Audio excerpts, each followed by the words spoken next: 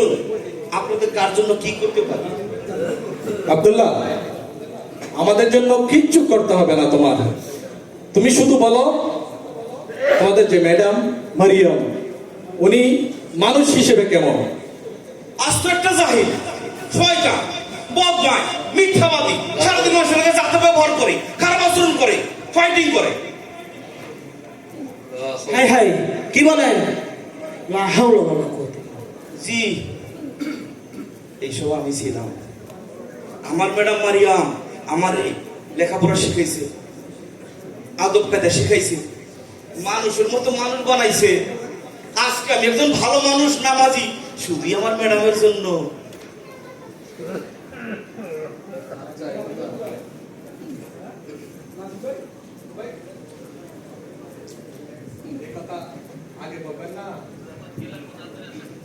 বলতে তো আগেই চাইছিলাম, আপনারা এত সুযোগই দিলেন না আমারে। আচ্ছা আব্দুল্লাহ, বলো তো দেখি, আমার মারিয়াম ম্যাডামটা দেখতে কেমন, বলতে কেমন? বয়ফ্রেন্ড আছে মারিয়াম ম্যাডামের? যার যেটা দরকার, যদি বয়ফ্রেন্ড থাকে তার সমস্যা, আর বয়ফ্রেন্ড ছিল মানে একটা দুইটা না, 60-70টা। লা হাওলা ওয়ালা কুওয়াতা ইল্লা বিল্লাহ। কিন্তু কেউ আমার ম্যাডামের বোরকা, সুন্দর বোরকা পরে এটার পাগল, কেউ তার সুন্দর কথা বলে তার পাগল, কেউ তার ক্যারেক্টার সুন্দর, নামাজি, পর্দা করে তার পাগল। আমার ম্যাডাম বলে দিছে, এখন আমার লেখাপড়ার বয়স, প্রেমের বয়স না। আচ্ছা আব্দুল্লাহ, বল দেখি তোমার স্যার মাস্টার কেমন? আমার স্যারের কথা বলছেন? জি জি জি। আমার স্যার, আজকে এত বছর স্যারের সাথে আমি আছি, স্যারের বাসায় কাজ করি। স্যার কি যেমন তেমন মানুষ?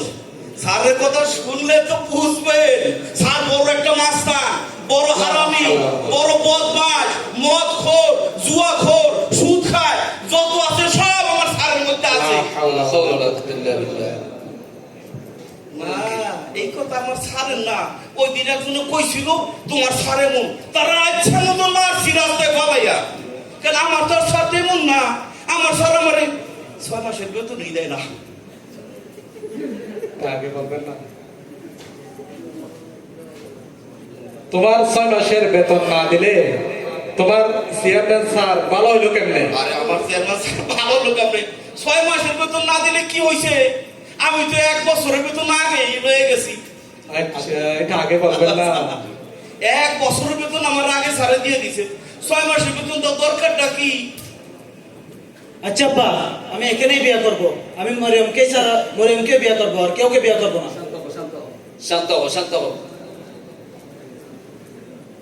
স্যার, আফারে তারা পছন্দ করছে, তো বিয়ের ব্যবস্থা করতে হয় স্যার। আলহামদুলিল্লাহ। আলহামদুলিল্লাহ, তাহলে দুইজন এখন বিয়ে হয়, আসেনি ছুটি।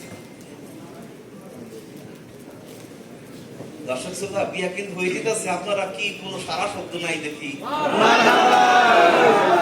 আপনারা একটু শুনবেন না?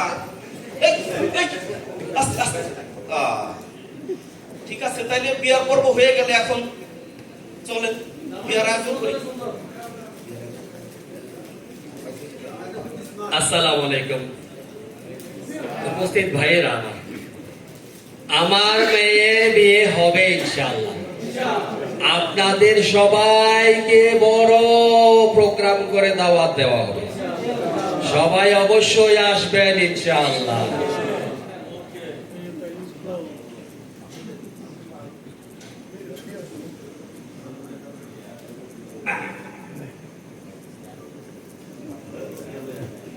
বাবা আব্দুল্লাহ, জি হুজুর। একটু এদিকে আইতো। টুরকি লয়া মনে এক লাইনে খালি আমু। আয়। হুজুর, পুরো কেস দিয়ে সত্য নিয়ে আসছিস তো? হুজুর সব লয়েছে। মদের বোতল গুলা বিদেশি যেগুলো দুবাই থেকে পাঠাইছি, এগুলো নিয়ে আইসিস তো? জি হুজুর, সব আনছি, একটাও রাখি নাই। বল। কিন্তু হুজুর, আজকে মারিয়াম আপার বিয়া, আপনি মদ খাইবেন? হুজুর, আমার ভীষণ চিন্তা হইতেছে হুজুর, আজকে আপনি কেন মদ খাইবেন? আজকে তো খুশির খবর, আমার তো আপনি কয়ে দিয়েছেন বাদ্য বাজার লোক দেওয়াতে, গরু জবক, খাসি উপ জবক, আর সব রেডি। এরপর আমি আজকে হুজুর মদ খাইবেন, জায়গা একটা বাইর করে দেই, আপনার কোনটা খাইবেন? এই যে হুজুর। বল আব্দুল্লাহ খুললে না হুজুর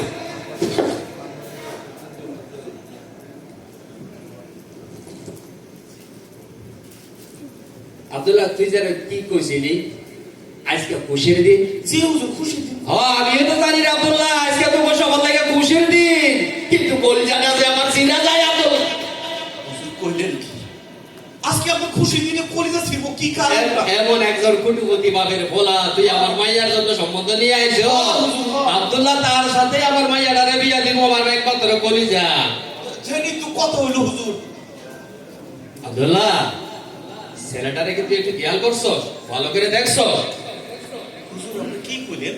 আমি তো দেখলাম ভদ্র, কোট প্যান্ট টাই করে একদম টাইট করে আইছে হুজুর, হিরোর মতো দেখতে। ওই দেহস নাই হাতে কি যেন কি বেড়াইছে, ওই যে সারাদিন সারা রাত মাইয়া ডিজে লোক যা পরে হিটা পরে আইছে না? হ্যাঁ এটাই তো, ও, এটা চিন্তা। এটা পরে আছে সারাদিন সারা রাত পরে থাকবে ডিজেতে, ওইখানে বদল খাইয়া রাইতে গড়াইছে আমার মাইয়া দ্বারা ফিরাই অত্যাচার করব, জুলুম করবা। আব্দুল্লাহ এটা আমি সইতে পারবো রে? না হাওলা কুয়াতে গেল হুজুর। বল বদল বল আব্দুল্লাহ। তখন তো আমরা বলতে কইলে, কিন্তু আমি তো হুজুরের কাছে ডেলি যাই, মসজিদে নামাজ পড়ি। ঘটনা তো আরেকটা হুজুর। হ্যাঁ বল। বাপ, দাদা, মা, নানি